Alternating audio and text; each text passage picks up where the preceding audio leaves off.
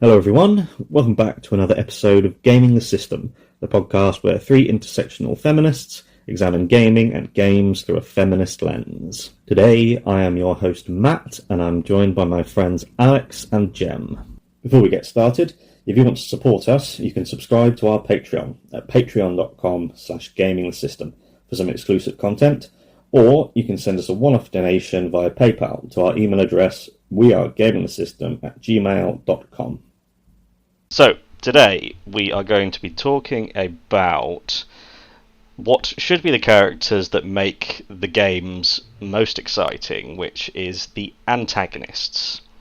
These are, well, we'll define what we think an antagonist is, but in general it's we are the agonist, and the antagonist is the person that is working against us in some form. So I thought we'd start off by looking at what do you two define as an antagonist?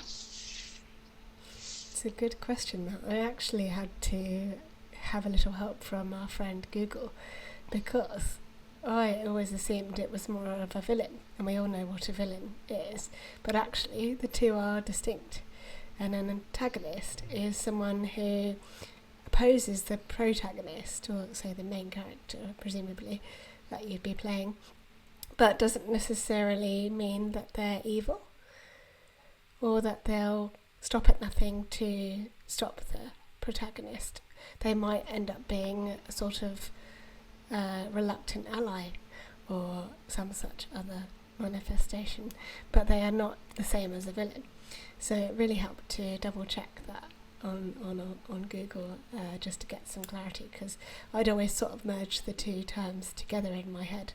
So this will be a really interesting episode to explore, definitely, and to see the differences between those character traits and how they show up in gaming. So can a antagonist be a villain, or a villain be an antagonist, or are they two completely separate roles? I mean, I came across the same definition, and yeah, that just makes me wonder whether they can be one and the same, or if they're just completely different roles. This is where it gets interesting. It becomes a thing of philosophy, because antagonists. So in physiology, an antagonizing muscle is the one that works against the agonizing muscle. So if you take it as simple as in terms of what the actual words mean, the protagonist is always you, because it's you take an action to do things, and anything that works against you in any way is an antagonist. But not all antagonists are villains, whereas I suppose all villains are antagonists, because they have to be, because you can't have a villain who well, that's where it gets interesting. Can you have a villain who wants the same things that you do but does it differently? And you can have we'll come on to some things about antagonists that we find compelling in a moment, but I think that it was interesting because I originally started this episode as an episode about villains, and then all of this was coming from the perspective of asking about villains. But then I thought, oh well, I should probably mention antagonists as well, and then quickly realised, oh, antagonists are far more interesting than a villain is, because a villain, that is a very loaded term. This is the evil person, this is the bad guy, this is the force of evil that we're fighting against. Whereas it's far more interesting if in, say, God of War Ragnarok, you've got Freya, and she is a massive antagonist at the start, but she's not a villain, she's not conventionally evil. It's there's a lot more grey area when it comes to antagonists, which is why I think it's a more interesting way to approach it. They definitely are morally grey, and I was thinking about, like Joel in The Last of Us 2, not 1, but in 2, when you think of him from Abby's perspective, he absolutely is an antagonist, and I think so. Somebody can actually be like an antagonist and I don't know, an ally in the same story, but when you look at it from different perspectives, and I think that's quite fun actually. And I got a quote here from The Craft of Writing for Games by Anna Megill, and she said that the antagonist isn't always a person. Sometimes it's the world itself. So I don't know if that. I mean, it could be all sorts of things. It could be the weather, or it could be climate change, or the the planet. So I suppose when you think about some of the disaster movies, the antagonist could actually be the disaster, or at least part of that. I don't know how. I think you could probably make that as broad as you wanted, and in some ways maybe the antagonist needs to be sentient in some way, intentional, but I don't know. I mean, well, if what do you guys think? Fully broad, you could think about like the different genres of gaming. Say a platforming game, and the antagonist is the challenge of the platform, or the traps and pitfalls, and the bits where you get stuck and you have to climb a different way. You could make it very broad in that way. But yeah, it'd be interesting to really explore that across different genres, because obviously when you think about people as antagonists, that often lends itself to a very cinematic story within a game, but not all games are that kind of game. So yeah, it's a really good quote, Jem, because my perspective on particularly battle and fight scenes, but also in fiction in general, is that the world itself should be a character. The world should always be, if you've got two people fighting, you've got one side, the other side, and the environment. Because the most memorable fight scenes are ones that the environment is intrinsically linked to. So if you think of all the fight scenes in the Matrix series, I can recall pretty much. You think of a fight, you don't just think, oh, they're just in a random environment. They're in that beautiful sort of marble like entrance room in the second one, and the dojo in the first one, and it's just awesome. So at every point, the environment should be playing a role in it as well, and weather is a massive thing that can be a force against you. But we'll come to that, because then we're going to start off. Well, this leads into this quite nicely, because we're going to start off with the things that we think make a compelling antagonist. And now that we've broadened it to going, well, it doesn't have to be a person, it doesn't have to be a thing, it can be a concept, it can be an environment, it can be a weather, it can be sentient, it can be unsentient, basically anything that works against us. And then when you take that makes it far more challenging to create something compelling, because the rule book is wide open. You go, right, you've got carte blanche to do whatever you want here, just make it interesting. And what is it that makes something we enjoy fighting against? Because that's what antagonists are supposed to be. They're supposed to be the one that you've got to be afraid of them, and you've got to want to defeat them. I'll start with Balder. Is one of my favourites from God of War, because he's this mysterious force of nature when we meet him. He's this wiry, skinny little, it looks like a meth head, and he's the first big boss that you face in the in the new game. Well, there's the troll that you fight, and then whereas in all the other games you'd start off with you're fighting the Hydra, you're fighting the Colossus of Rhodes, you're climbing up the walls of Mount Olympus on the back of the Titans, ready to do battle against the gods. And this one, they pack all of that gravitas into this skinny little guy. And then throughout the story, you reveal what a terribly tragic, broken person he is. And so that's one thing for me. I like tragedy. I like a really tragic antagonist. So tragedy is one thing that I like a lot.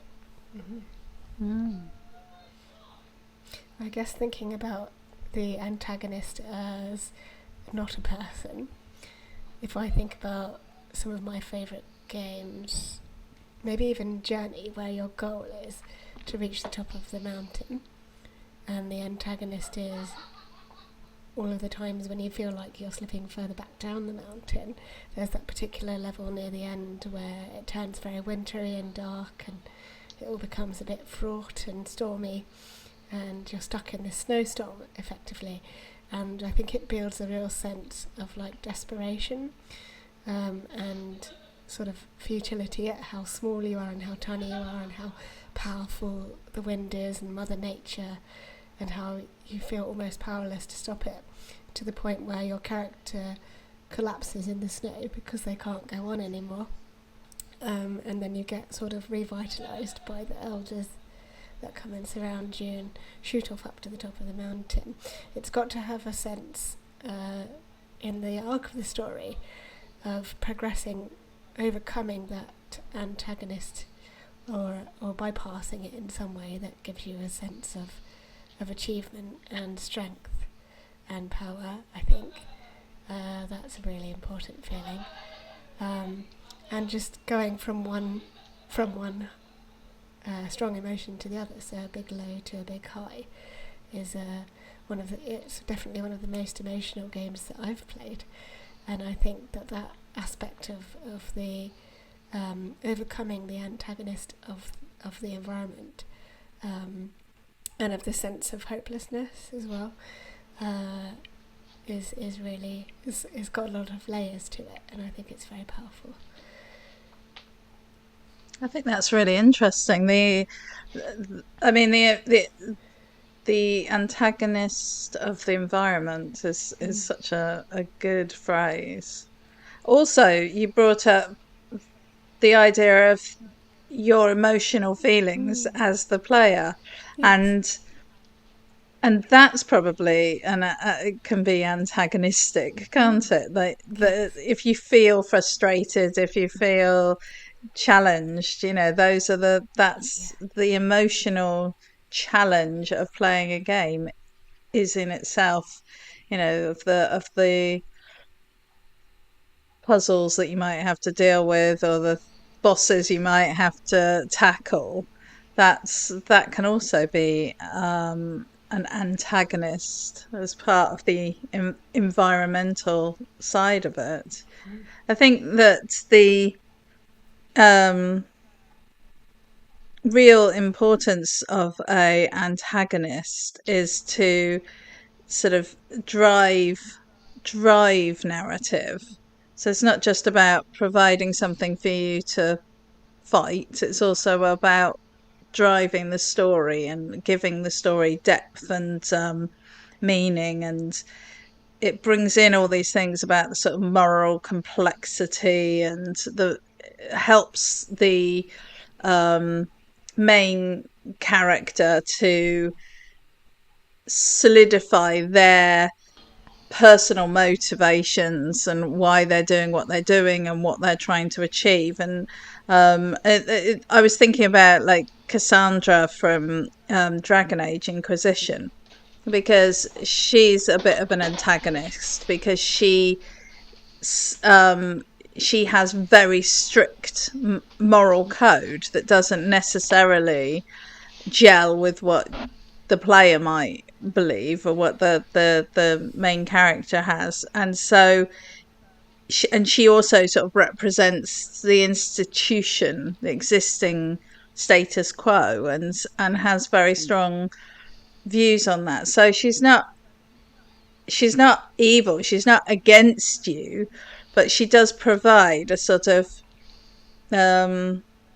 sounding board, I suppose, for your position, and challenges your thoughts on whether we should do this or do that. And I think that's quite interesting, because it helps especially in a sort of game where you might be leaning towards the role play, or at least the RPG sort of elements, because it helps you to go, no, I don't agree with that view, or yes, I do agree with that view. But it challenges you to actually think about it. And it's one of the things that we've talked about a lot, is about how gaming can give you that insight into different views and different perspectives. And I think it's quite good if a game sort of forces you to consider these things, rather than just being this constant, I'm gonna tick the boxes, or I'm gonna go for the best stats or whatever. So I think an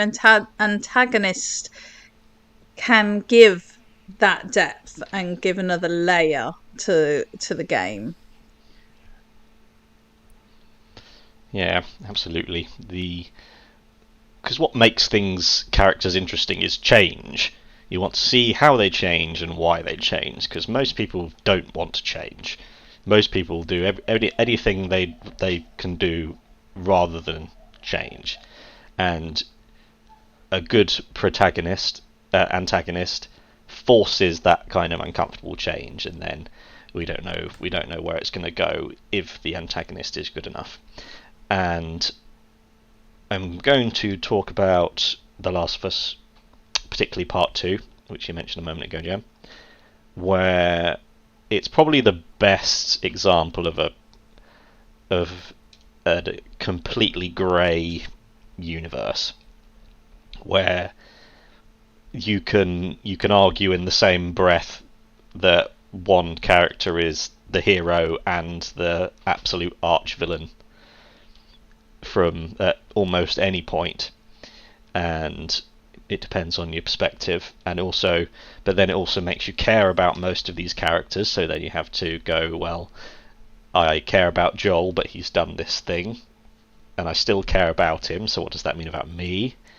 Is there something he could do that would cause me to turn away from him entirely? And because it's a game and not real life, you can actually explore these very, very, very grey and dark areas. And Abby is a fantastic antagonist, because she's the absolute antithesis to Ellie. They've both got this their violent soul, but they move through the world very differently, and they exist as very different people. But so antagonists that you can play as is really interesting if done well, like with Abby. And then I always like that the second, so this is sort of similar, but it's the second in command syndrome, where if you think the big bad guy's bad, wait until you kill them and see what their second in command's like, because that person is always worse. It's like Negan and Simon in The Walking Dead.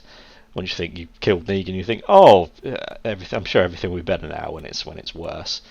And you think Abby's bad, then you meet Isaac, and then you meet the rest of the wolves, and then you meet the Scars, and you go, oh my god, these are the bad people.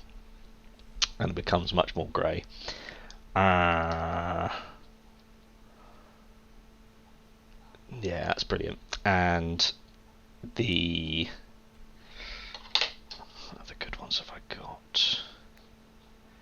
I like another fabulous tragic one is in the Arkham Knight, which I can't spoil because it spoils it'll spoil it.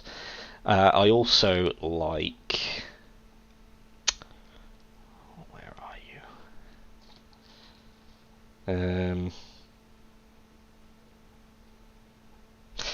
Well, more good things will come out as we talk along. So we'll move on to the less good things now. What are the things in an antagonist that make them uncompelling? That make you go, eh? Because I realised, thinking about this, trying to come up with good examples, is that a lot of games that are good games, that you play them because they're good games, don't necessarily have a villain in them that is particularly compelling, but the game's still good. And I want to discuss what makes a villain forgettable or uninteresting.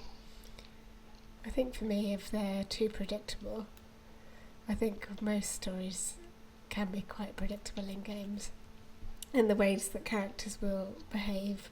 You can see sometimes the twists coming, which kind of points to the fact that they're not really proper twists, because you know what's coming. So things like Uncharted, you've got a lot of pretty predictable storylines in there, you know, because it's basing itself off of things like Indiana Jones and Tomb Raider. So if you love those stories, then that's great, because I'm a big fan of those types of stories, but they're not necessarily, I don't go into them expecting the unexpected necessarily. Which again, you know, you could argue that's not a bad thing if it's what you're after. But I think if there's a character who is less predictable, it makes for a more interesting and engaging game as a whole in terms of the story. So the particular example for Uncharted is you've got a sort of dual antagonist / villain in the fourth one. So where you've got Nadine and I think it's Rafe, the main baddie, and obviously Nadine defects by the last quarter, and you can play alongside her in the DLC Lost Legacy when you play as Chloe, which is an interesting dynamic, but again relatively predictable. And the reasons behind her defecting is that she just grows tired of being the sole representative of her father's goons for hire company, essentially. And I feel like they could have gone into a little bit more depth about it, to be honest, because it sort of feels like it gets to a point and then they're like, oh, but we don't need to go any further into that, really. We could leave it there.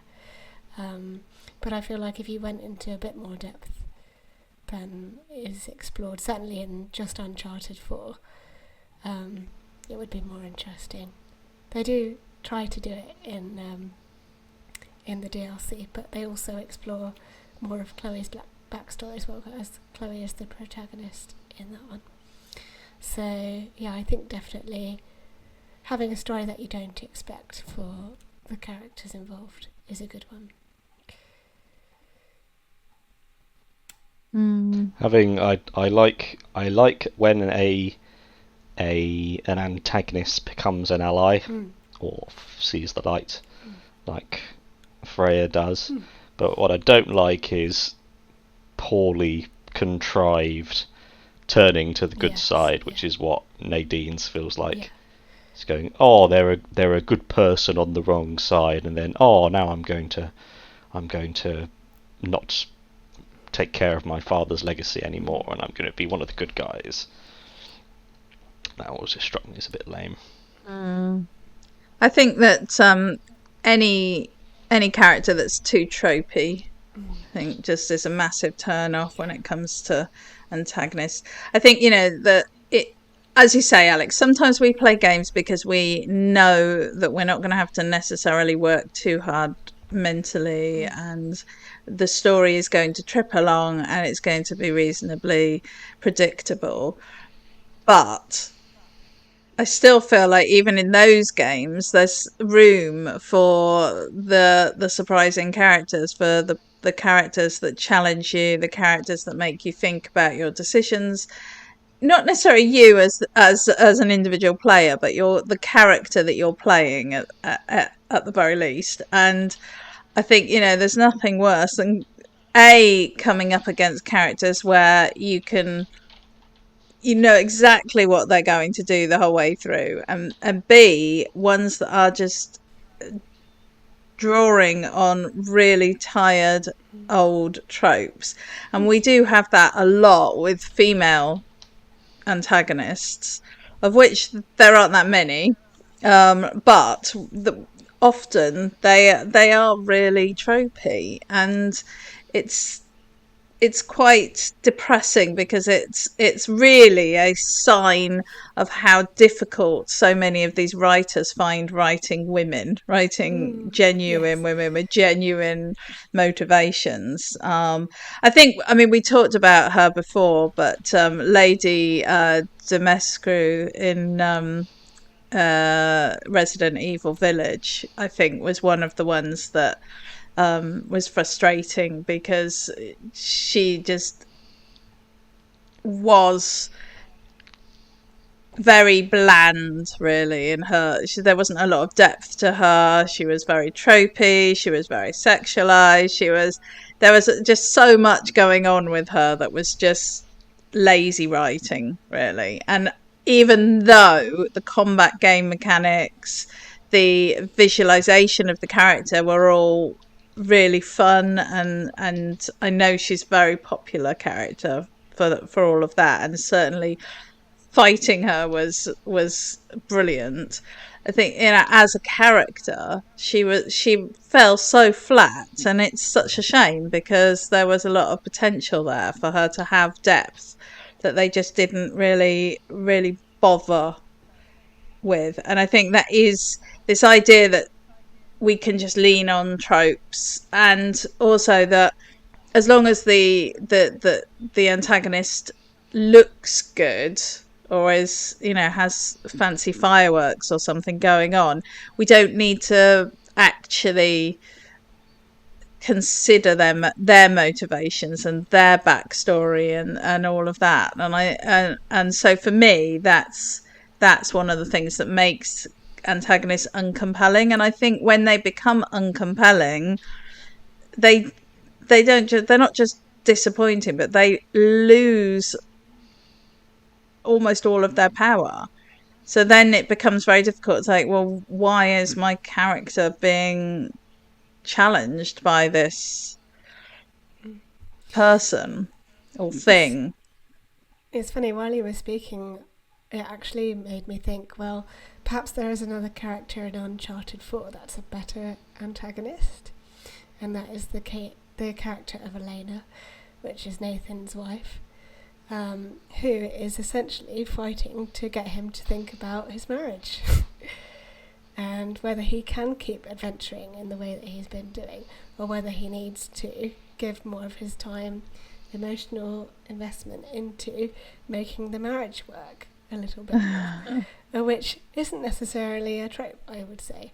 I think it's the first time that I've seen an action-focused game bring up the questions of, well, what happens when you've got a long-term relationship and you're an adventurer? What do you do? How does that work? So in that way, there is perhaps an antagonist I hadn't fully considered before.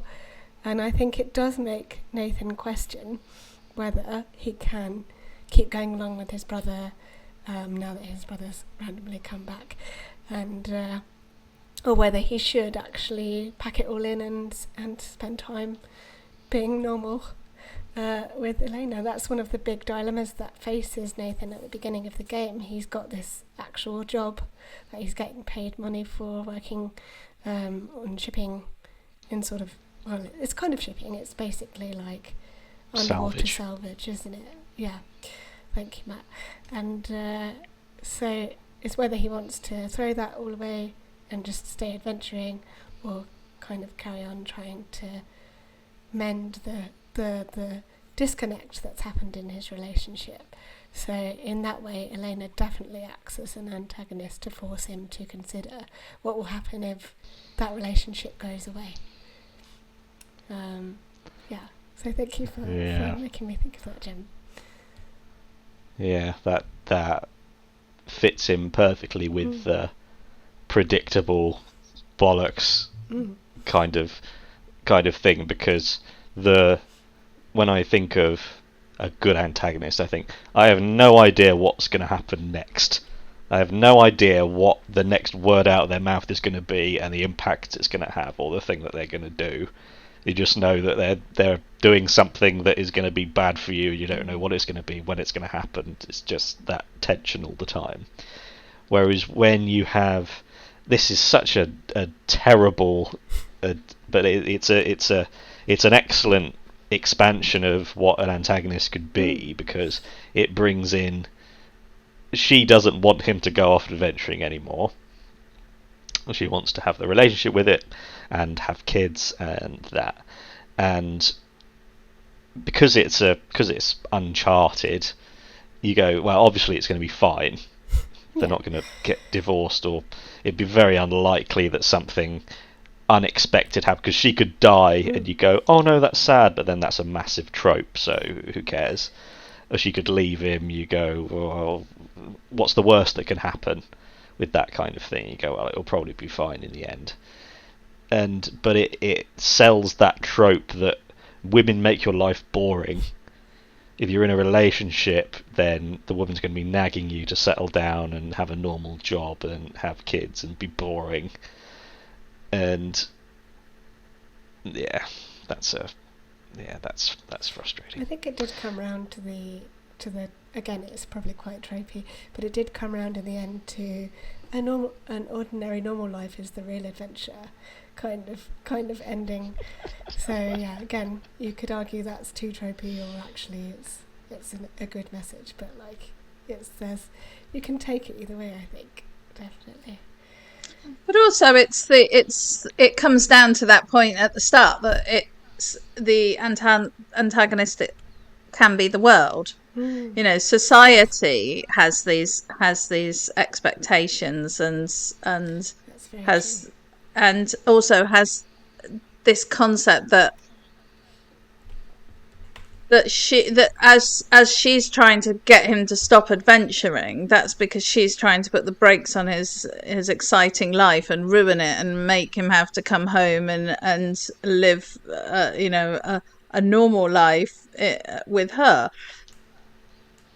But the reality is that that's what 90% of the population are doing, living normal lives. They're not off adventuring. So I think it makes you question as the character, but also as the gamer, what is a good life? What is and different people are going to have different answers to that. So, but she is forcing that conversation to happen through